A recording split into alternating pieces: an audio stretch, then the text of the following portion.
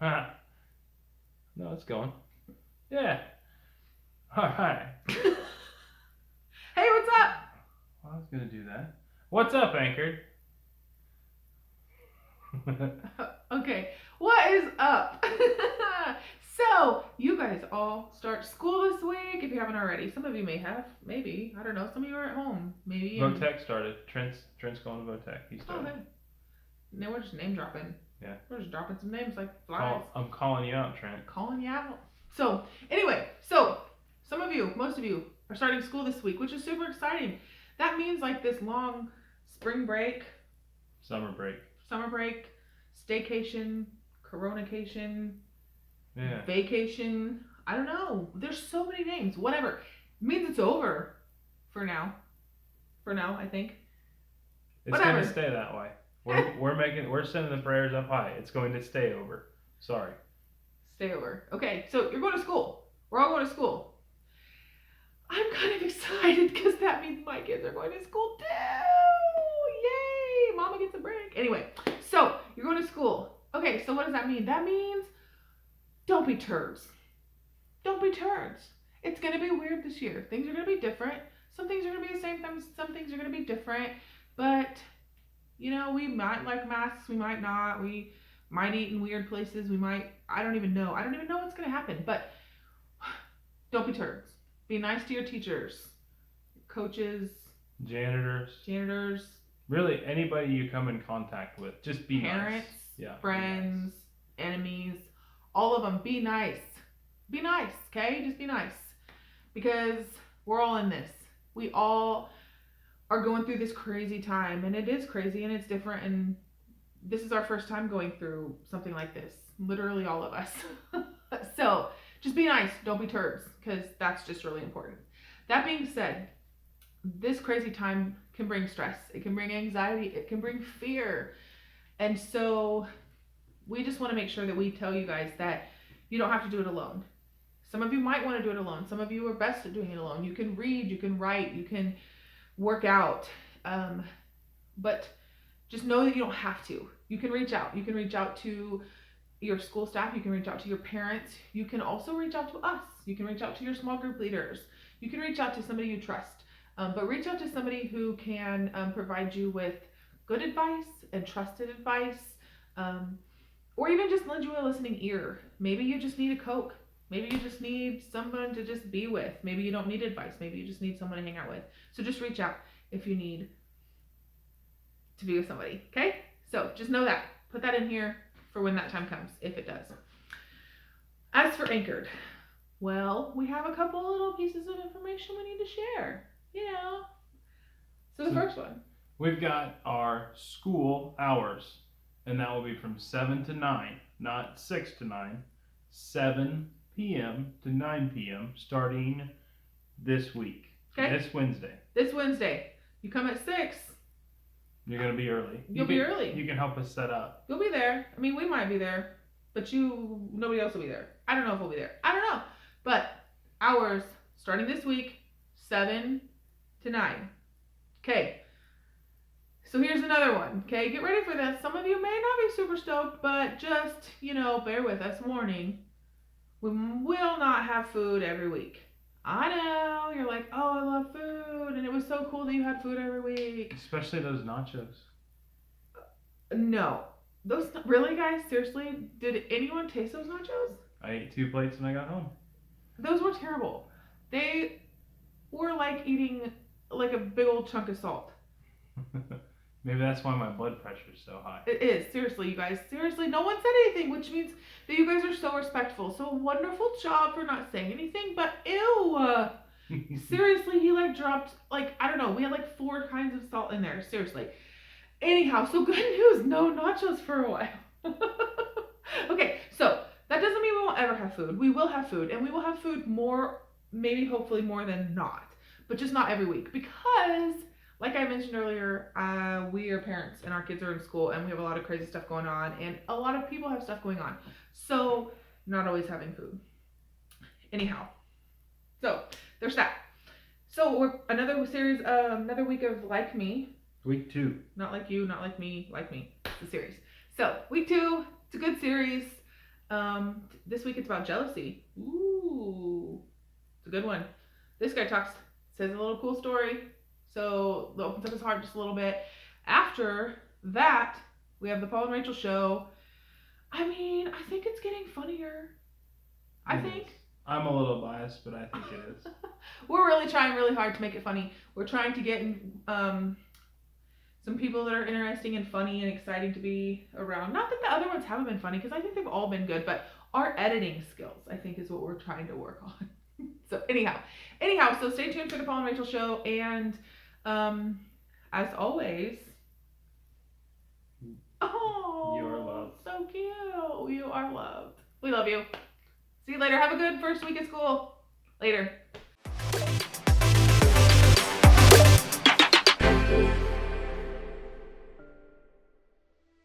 It was senior awards day. I'm all dressed up along with my best friend and other classmates because we had all gotten letters in the mail a few weeks before telling us that we would be receiving rewards on that day. Now during the awards ceremony, I got different awards for different things along with my other classmates. But the award I was most interested in was the one award that went to the best all-around high school student voted on by the faculty. As they were starting to announce the award, I am fully anticipating my name to be called out, but instead, my best friend's name is called. And all I can think is, what? You see, all throughout high school, my best friend and I, we did practically everything together. We hung out together, we took a lot of the same classes together, we ate lunch together, we were on the student council together, we were all in the same clubs together, literally, we did everything together. So I should have been happy for my best friend. But why wasn't I? I didn't realize it at the time, but I was dealing with something called jealousy. Sometimes jealousy can lead us to be slightly agitated at someone else. And sometimes it can lead us to straight up disliking someone. He or she may be the nicest person we know. Maybe they've never done anything remotely mean to us. But once jealousy creeps into our hearts, we view them in a different way. I mean, think about it. There are some people that you don't like because they're mean to you. They ignore you, they call you names, or talk down to you. Maybe they try to hit on the person you're dating, or they spread a bunch of false rumors about you. And those times, it makes sense. But then sometimes, there are people you dislike who have never done anything harmful towards you. And the only reasonable explanation for you not liking them is that you're jealous of them. And it could be for a million different reasons. Their ridiculous good looks, the car that they drive, who they're dating, the grades they get, the position that they have on the team or in the play, the attention they get from everyone, the house that they live in. Or maybe the reasons are something deeper, like how they seem to have the perfect, unbroken family, how their parents show up at all of their events or games, how they're healthy and never sick, but you're stuck with health issues that no one seems to understand. How it seems like they have confident conversations with other people so easily, but you can't even speak up in class. Whether your jealousy is over something small or runs really deep, here's what I know to be true. Jealousy changes the way you see others, and it changes the way you see yourself. When you see things that other people have that you don't, but wish you did, jealousy can lead you to feel unhappy about your life, even if you were totally happy with your life before. Or jealousy can make you feel insecure about who you are or who you aren't. Looking at them makes you feel worse about you. And that's when anger enters the scene, because anger almost always follows jealousy. That person becomes the source of your unhappy feelings and eventually the target of your anger. When we feel anger towards someone, it is so much more difficult to celebrate the good things we have and the good things they have. So what do we do instead? We start to distance ourselves from them. We talk badly about them behind their backs. We secretly do what we can to bring them down. I mean, after all, if we can't have the good things they have, they don't deserve them either. And then all of a sudden, we have less peace with them and less peace with ourselves. And when that happens, we need direction and guidance on how to find a different response and reaction to jealousy. And if you've ever dealt with jealousy, you're not alone. Adults deal with it just as much as you do. In fact, this has always been a struggle for human beings in general. That's why we can read stories of people experiencing the same thing in the Bible. In ancient times, there was a man named Saul, who was the first king over Israel. He was initially known as a good and generous king. He was courageous in battle and generally had the respect of his kingdom. At one point during his rule, he and his people found themselves in a battle against a fairly powerful group of people called the Philistines. If you've ever heard of the story about David and Goliath, then you know who Saul was at battle against. Goliath was a Philistine. Check it out. Now the Philistines gathered their forces for war and assembled at Soko in Judah. They pitched camp at Ephes Dammim between Soko and Azekah. Saul and the Israelites assembled and camped in the valley of Elah and drew up their battle line to meet the Philistines. The Philistines occupied one hill and the Israelites another, with the valley between them. It's the perfect setup for a good, old-fashioned showdown. But the Philistines had a secret weapon. A champion named Goliath, who was from Gath, came up at the Philistine camp. His height was 6 cubits and a span. He had a bronze helmet on his head and wore a coat of scale armor of bronze weighing 5,000 shekels. So obviously, this was a big dude. He was also a champion. He crushed people. Who would stand up to him? And that's when David stepped in, saying he was ready to fight Goliath. Saul heard about this and sent for him. David said to Saul, "Let no one lose heart on account of this Philistine. Your servant will go and fight him." Saul replied, "You are not able to go out against this Philistine and fight him. You are only a young man, and he has been a warrior from his youth." Basically, Saul is saying David is crazy for thinking he could take Goliath on. But eventually, David talked Saul into it. And this is what happened. As the Philistine moved closer to attack him, David ran quickly toward the battle line to meet him. Reaching into his bag and taking out a stone, he slung it and struck the Philistine on the forehead. The stone sank into his forehead and he fell face down on the ground. So David triumphed over the Philistine with a sling and a stone. Without a sword in his hand, he struck down the Philistine and killed him. As you can imagine, David became an instant hero to the Israelite people. But his story didn't end on that battlefield. King Saul promoted David because of his courage, and David delivered. Whatever mission Saul sent him on, David was so successful that Saul gave him a high rank in the army. This pleased all the troops and Saul's officers as well. David went on to have great success during that time. It was like everything he touched turned to gold. All the people loved him. The Bible says it this way. As they danced, they sang, "Saul has slain his thousands, and David his tens of thousands." The people danced. They quite literally celebrated him and praised him as greater than their king. You could probably imagine how that went over. I mean, put yourself in Saul's shoes. How do you think he felt about everyone loving David more than him? Look at Saul's reaction. Saul was very angry. This refrain displeased him greatly. They've credited David with tens of thousands, he thought, but me with only thousands. What more can he get but the kingdom? And from that time on, Saul kept a close eye on David. As the people continued to praise David for his heroic efforts, they began to view him as greater than Saul. Now, it's not that the people turned on Saul. They just really liked David. And that's when jealousy set in for Saul. When Saul saw how successful he was afraid of him. Saul could have been happy for David. He could have applauded him along with the people and celebrated the fact that David helped his nation succeed. But instead, Saul felt threatened by David's rise to fame and power. In fact, he eventually plotted to kill David and spent a large majority of the rest of his life chasing after him in hopes of taking David out. Which is crazy, because Saul was the one who recognized David's skills and promoted him to a leadership position in the first place. So what changed? I think the author of this proverb gives us great insight about how jealousy can lead to destruction. A heart at peace gives life to the body, but envy rots the bones.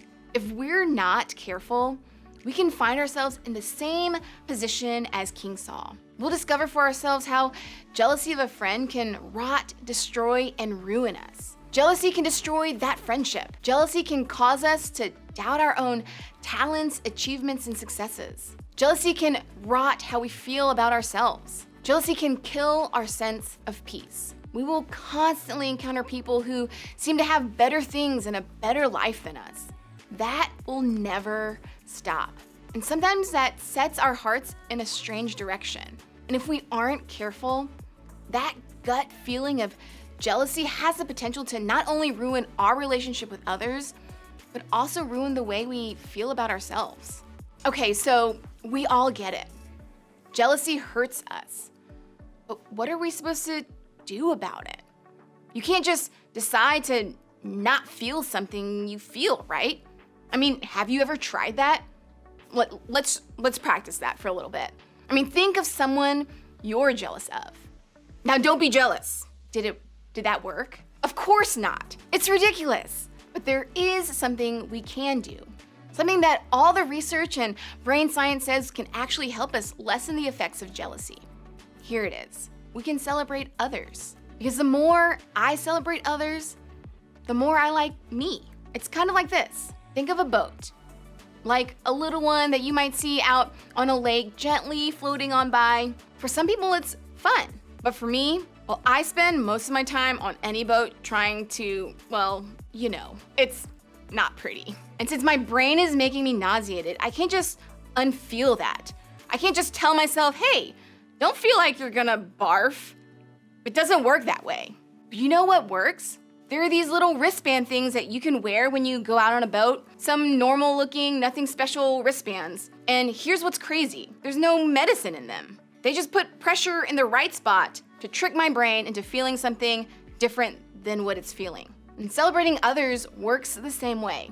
It shouldn't work the way it does. But when you do it, you can trick your brain into feeling less jealousy and more love and compassion. Here are 2 great ways to put this into practice. First, start with yourself. Look at your own life and determine what's worth celebrating. What are you good at?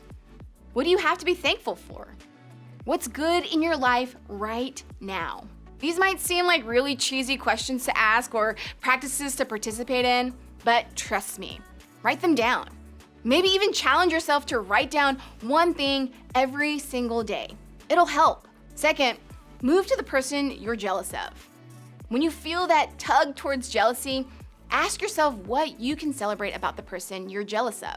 What are they good at? What things make you thankful for them? Write those things down too.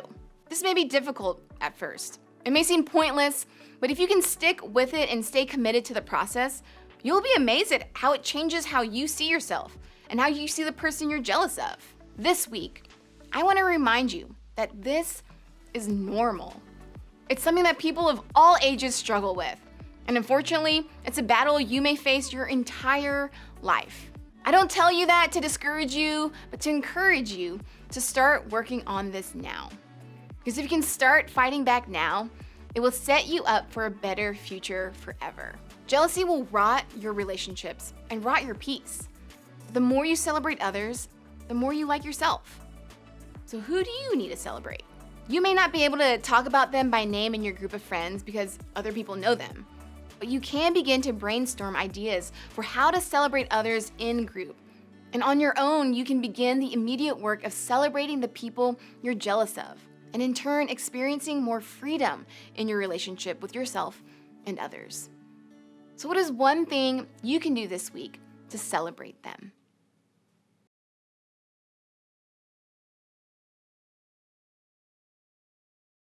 So, jealousy, that's a fun conversation and a fun feeling or emotion to have going through life, isn't it?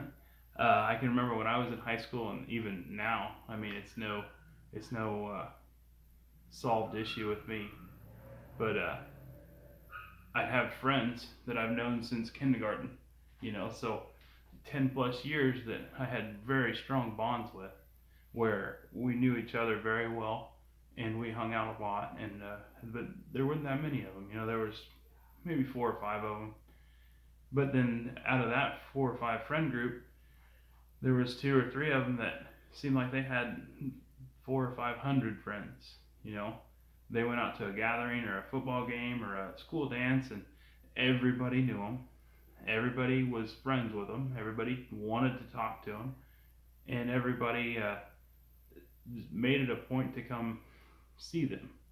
And I was jealous of that. It really dug deep with me that, here I was struggling to keep small talk with the friends that I've had since kindergarten, and they could turn around and they could have an hour-long conversation with somebody that they literally just met. And to this day, even with coworkers and even the youth, I struggle, but not necessarily a hindrance-wise.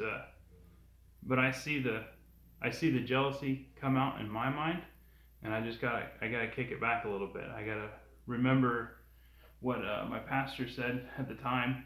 One of the few things that actually stuck, is if it was meant to be, God's gonna make it happen. Don't force anything.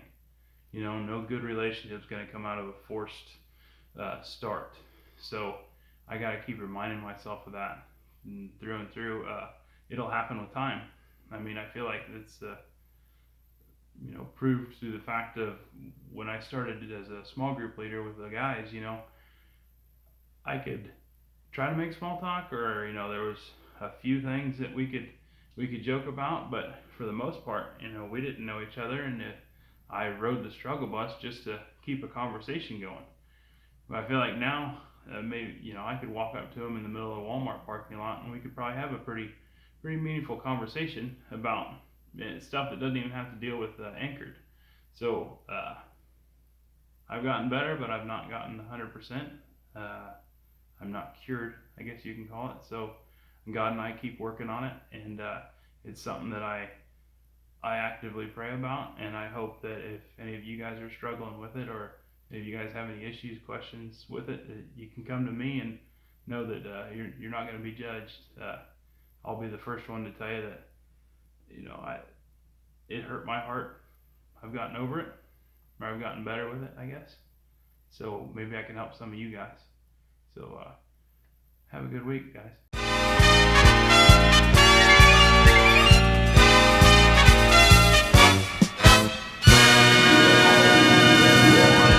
Hey, what's up, guys? You got another episode of the Live with Paul and Rachel show.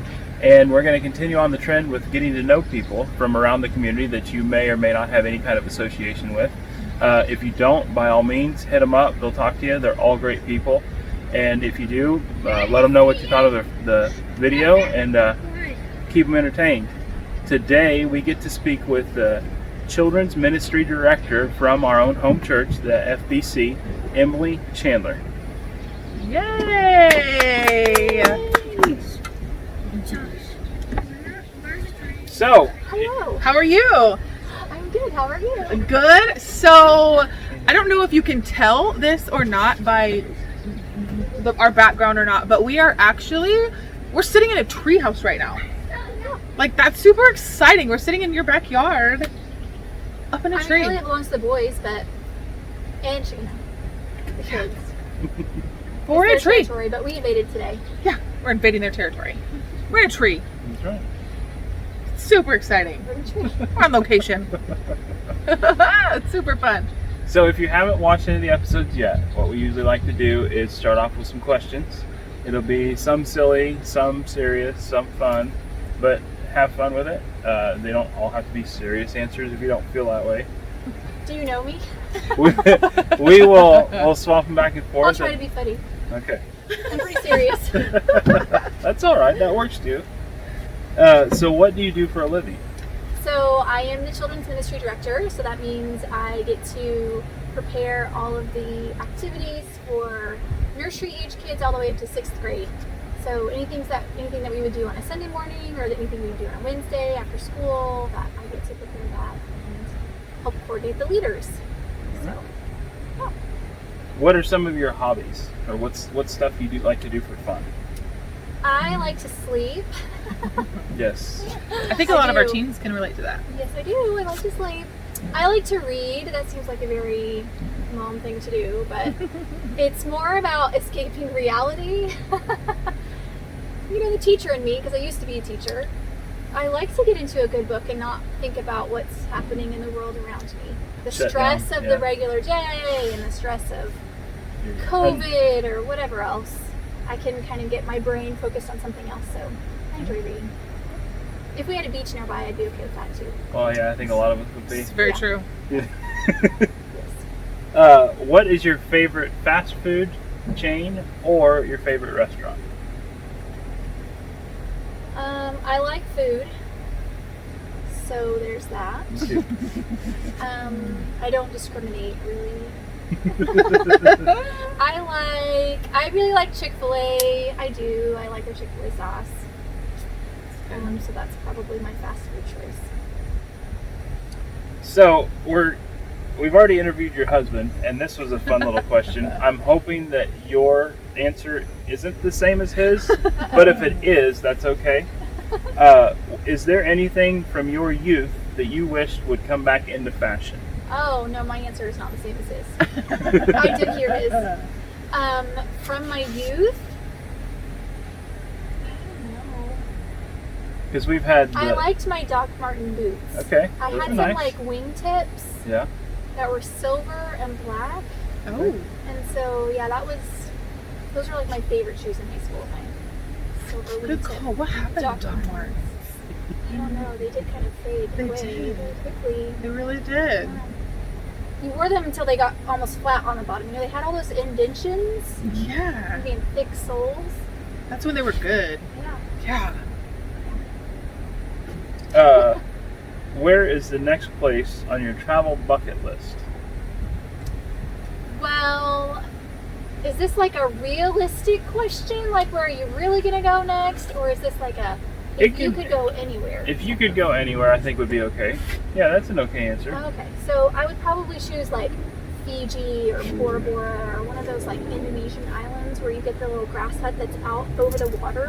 Oh yeah. Yeah, That'd do it. Yeah. I've I'd seen go. some I'd go different. there.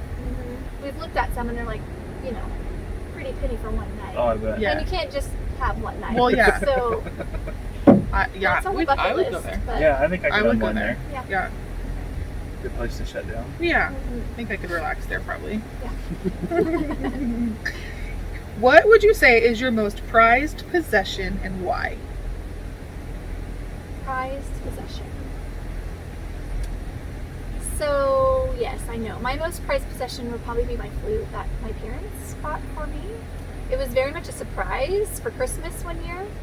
And I thought originally that I would continue playing in college, and then arrived at community college and discovered that their band instructor was really the choir instructor, so that band instructor didn't recognize all of the instruments, and I had been at a high school that had a really strong band program, and it was not, I was done. Done. So, but now I still get to play occasionally, and I'll play for my family, you know, on holidays or. And I think we've so. got to see you play a few times in the Sunday services, haven't Yes, yeah. Not as often anymore now that I'm upstairs on Sundays with the Right. little ones. What is your favorite family tradition?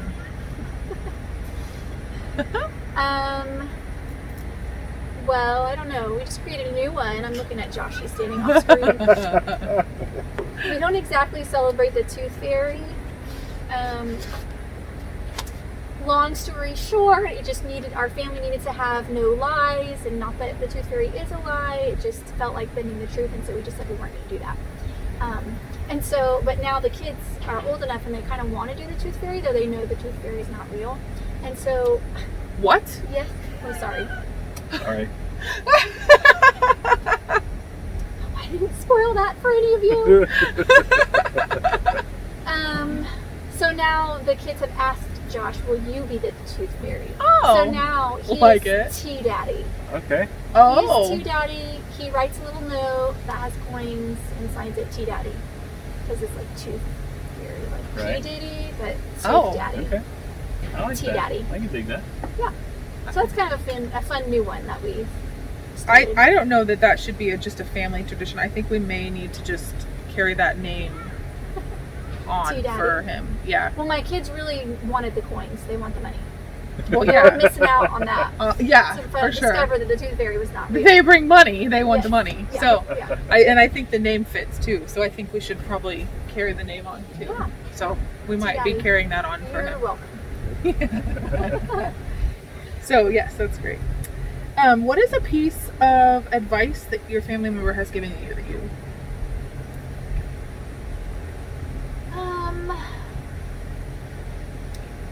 I am not great about remembering specific details, so I'm going to take this a big picture thing. And my grandma Coleman, who my dad's mom, just in the way that she lived, in the way that she loved God, and in the way that she prayed regularly, you just knew that, I mean, not God hears all of our prayers, but you just knew, like, if Grandma Coleman was praying for you, there was like this direct connection. So you had a You hotline. could, yeah, like you could just see, because she had spent so much time in prayer, it was just, you knew that that was a physical, real relationship. She had a relationship with God. Yeah. She had a relationship with her Jesus, and she Very authentic. spoke very with real. him in awe and wonder and love. And so, Yeah. just her example, I guess I would say that's kind of not really advice, but it's still, she modeled how to live. Yeah. I So, like that. Yeah. I like that. What makes you proud of your family?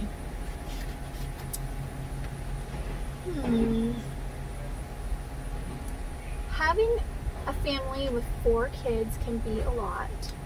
We're busy. We almost always have somewhere to be. But I'm really proud of how our family comes together. I think that arguing with siblings and not getting along is fairly normal. I feel like it is. But at the end of the day, what we've experienced so far is that our kids really do love each other. Like, we can come together as a family even when they don't, or they aren't always agreeing. They aren't always being kind of respectful to each other. But at the end of the day, like, they will sit and play together, and they will care about each other. They will defend each other in front of other kids, and so I think we are bonded together as a unit. So Yeah. I'm proud of that. I'm proud of us for doing that. Yeah. What is a musical instrument that you wish that you could play? I wish that well, it's hard. There are 2. Say both. Okay. Yep. I really wish that I could play piano. So I got a keyboard at some point for Christmas one year when I was 8. I don't know how old I was. And you know, like this self-taught book that you lay in front. And I did not. Did Mary Had a Little Lamb? Right. Yeah. Yeah. I never did anything with it. I'm sure I played lots of chopsticks. Oh, so she still knows. Yeah, chicken pecking, whatever. I did. Anyway, so I'd love to do that. My other grandma, my mom's side, played piano. And of course the guitar, like, it's Yeah. so cool. You can just pick it up and be on your way wherever you're at. You just take it with you, and music around the campfire and on the beach. Yeah. So, in the short time that you've been living, what would you say your best and worst purchase would be? That's a nice way of you to call me young. My best and worst purchase? Or one or the other, however you'd like to answer. Yeah. That's a tough one.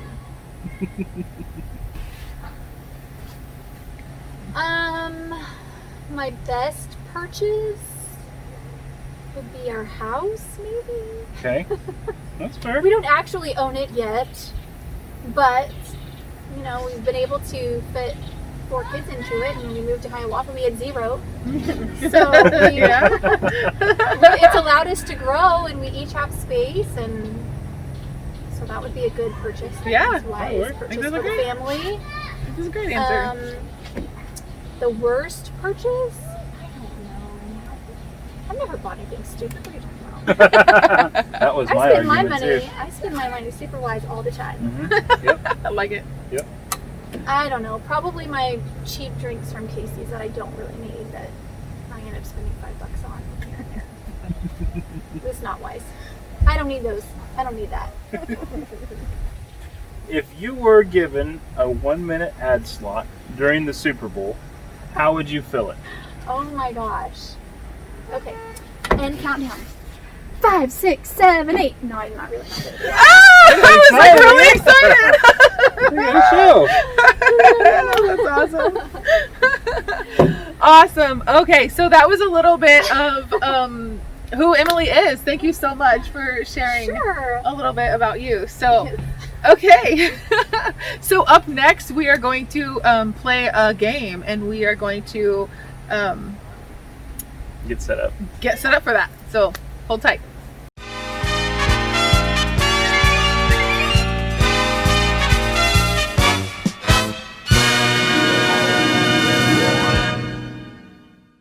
Whatever.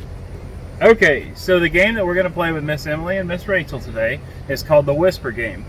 Now, what I've got in front of me is a list of random phrases or words that we're going to put together, and the gals have their headphones. No peeking. You can totally see the Oh, I screen did. Okay, now. I will protect the screen with all my heart. I don't cheat. So, Miss Emily's going to go first. She's going to put her headphones on, which she already has music playing.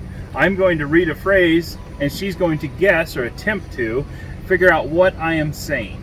So, if you get it correct, you get a point. Incorrect, no points awarded. All right? Sound All right, fair? I'm ready. Okay, phrase number 1.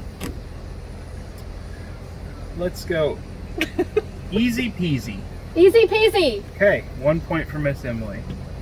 Rachel? That's right. Put You your keeping- headphones on. Headphones. Oh, hi. I got. Pickles on buns. Pickles on a buzz.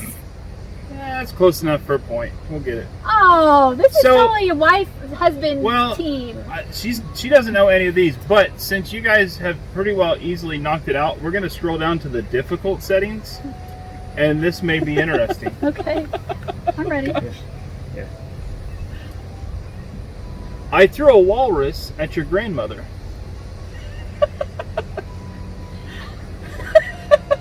I threw up inside. No, no.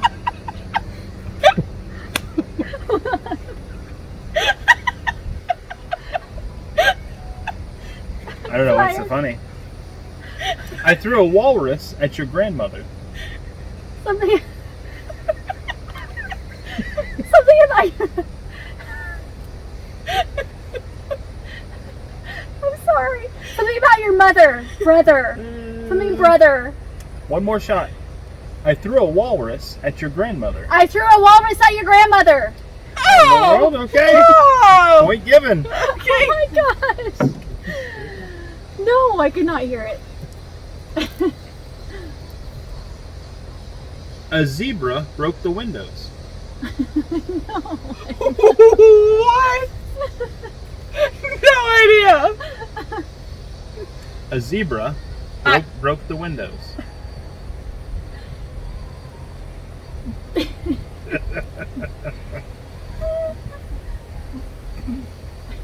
Both balloons? I don't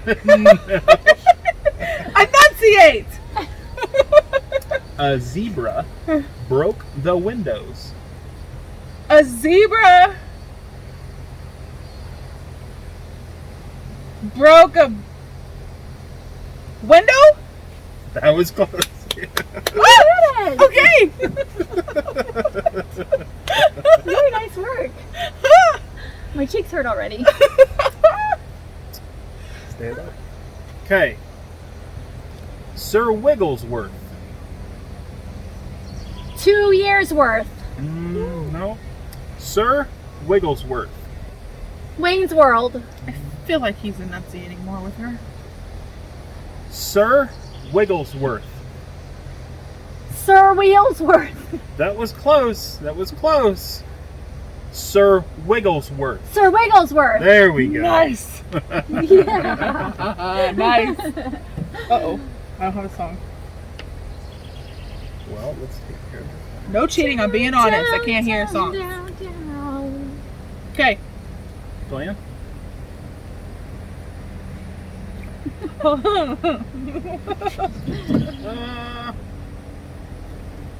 Do you want some cheese? I think I can hear. Do you want Do you want something? Do you want some cheese? Do you want some tea? Close. Do you want some cheese? Do you want a tease?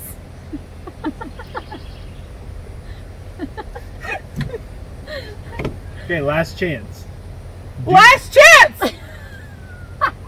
Okay, so now you know. Oh! Do you want some cheese? Do I want some cheese? Good. You're gonna have to whisper me. I heard the do you want. I just didn't know what the last part You was. listen to some Barracuda. Yeah. I couldn't tell what the last part was. Stop yelling at me. Stop alienating me. Stop yelling at me. Stop yelling at me. Okay, whisper.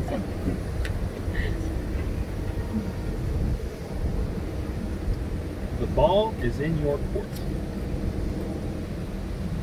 The ball is in the court.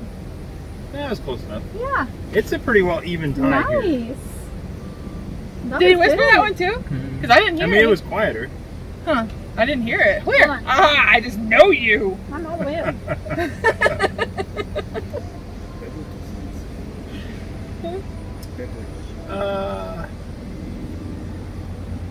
The Angry Birds crushed the Subway Surfer. It's long. The Angry Birds crushed the Subway Surfer. Crotch in the server. Yeah, that's gotta be it. Okay. The Angry Birds The Iowa Bears crushed the Subway Surfer. crusted the server. Okay, last chance. The Angry Birds crushed the Subway Surfer. The Iowa Bears crusted their server. I like yours better. Yeah. Okay, we're gonna switch to Rachel. Hey, do So you it know- was the Angry Birds crushed Birds. the Subway Surfer. Okay, this You're is gonna have this to is remember. this is clinch mode. Okay. So if you get this one right, you've taken the game. Oh! Now you have to whisper. Okay, Oh, there's no music. Oh. gotta wait for the music relay in here. You ready? Okay, whisper. Bob the Builder broke Naughty's car. Bob the Builder. I don't know. I don't know. Bob the Builder broke Naughty's car. Bob the Builder broke God's heart. I don't believe Bob the Builder broke God's heart, but Bob the Builder broke Naughty's car. Bob the Builder broke a llama's heart. Last chance. Is that? Last chance. Oh, okay. Bob the Builder broke Naughty's car.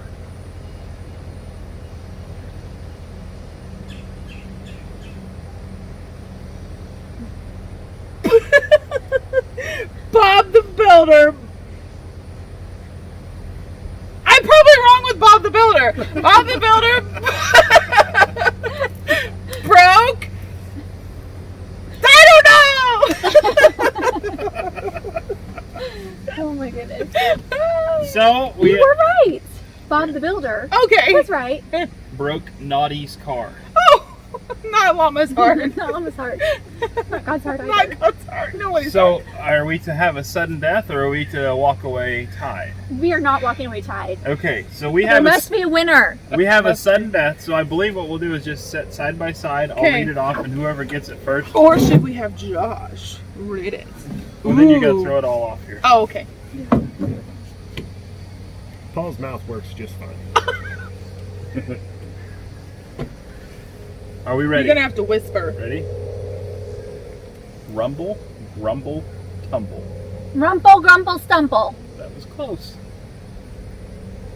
Rumble, grumble, tumble. tumble. Whipper, Wumble, grumble, whapper, stumble. Ooh, not quite. snapper. Rumple. Rumble, grumble, tumble. Rumple, Whipper, grumble, whapper, snapper. stumble. Rumple, rimple, Rumble, grumple, Ripple. grumble, grimple, tumble. stumble, stumble, stumble, rumble, grumble, stumble, That was very close. Very rumble, close. grumble, grumble, stumble, Rumble, grumble, grumble, grumble, tumble. stumble,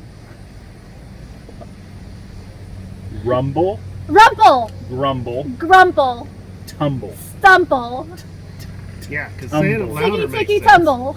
Stumple.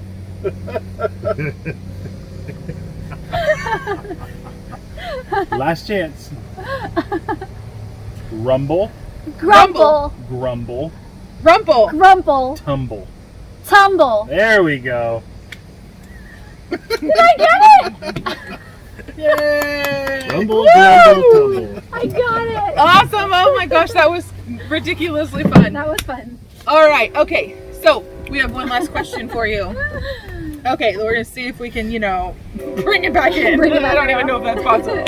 Okay.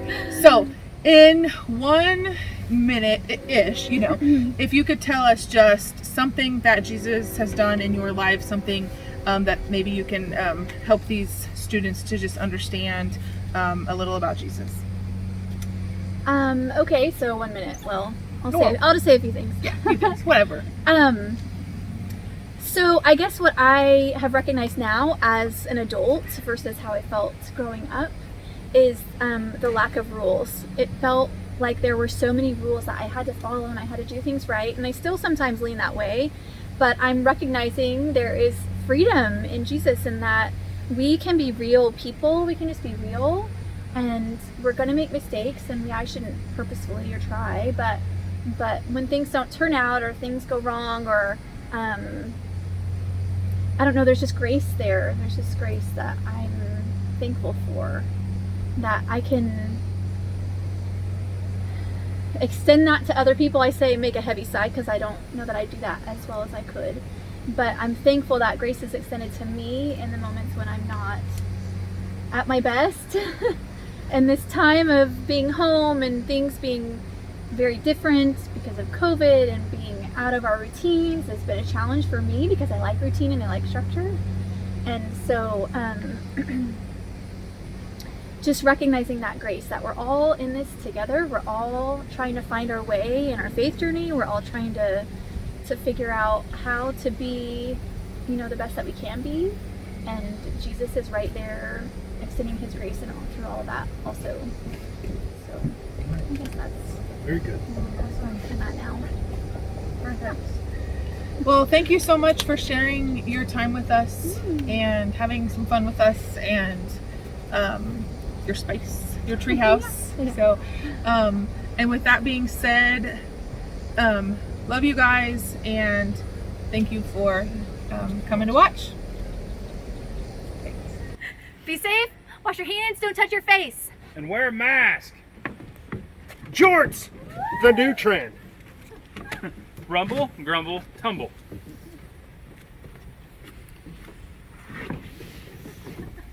Nice not breaking apart.